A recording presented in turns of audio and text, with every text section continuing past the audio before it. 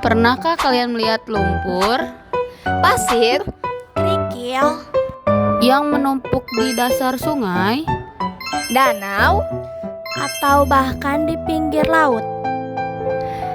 proses penumpukan material-material itu disebut sedimentasi. Yuk kita pelajari lebih dalam apa itu sedimentasi dan mengapa proses ini sangat penting bagi lingkungan kita.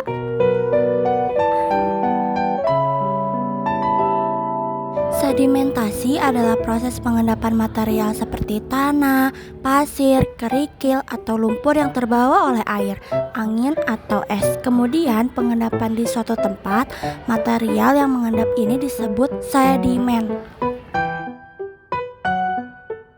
proses ini biasanya terjadi saat aliran air melambat, misalnya ketika air sungai mengalir deras, partikel-partikel kecil terbawa bersama air, namun saat air melambat seperti di tikungan sungai, danau, atau waduk, partikel-partikel itu jatuh dan mengendap di dasar.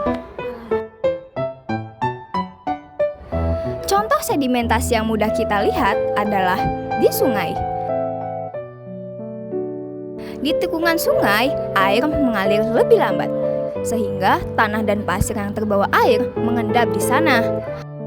Lama-kelamaan, endapan itu bisa membentuk daratan baru. Selain itu, di danau sedimentasi membuat dasar danau menjadi lebih dangkal seiring waktu karena penumpukan sedimen. Salah satu contoh terbesar dari sedimentasi adalah delta sungai.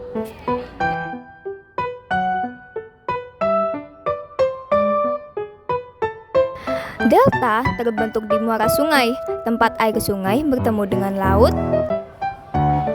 atau danau. Contohnya adalah delta Sungai Nil di Mesir, yang terbentuk dari endapan lumpur dan pasir yang dibawa oleh sungai. Sedimentasi juga terjadi di laut, di mana partikel-partikel halus mengendap dan membentuk dasar laut yang kaya akan mineral dan fosil. Proses ini berlangsung selama ribuan, bahkan jutaan tahun. Sedimentasi punya dampak positif dan negatif. Di sisi positif, sedimentasi membantu menyuburkan tanah di sekitar sungai dan danau, sehingga tanaman bisa tumbuh dengan subur dan ekosistem menjadi lebih sehat. Namun jika sedimentasi terjadi secara berlebihan, bisa menyebabkan pendangkalan sungai atau waduk. Pendangkalan ini mengurangi kapasitas air dan meningkatkan resiko banjir terutama saat musim hujan. Selain itu, sedimentasi yang berlebihan juga bisa mengganggu habitat ikan dan organisme air lainnya. Untuk menjaga agar proses sedimentasi berjalan dengan baik dan tidak merugikan, kita harus menjaga lingkungan sekitar sungai dan danau, misalnya dengan menanam pohon di daerah hulu untuk mencegah erosi tanah, mengurangi penebangan liar, dan mengolah limbah agar tidak mencemar air.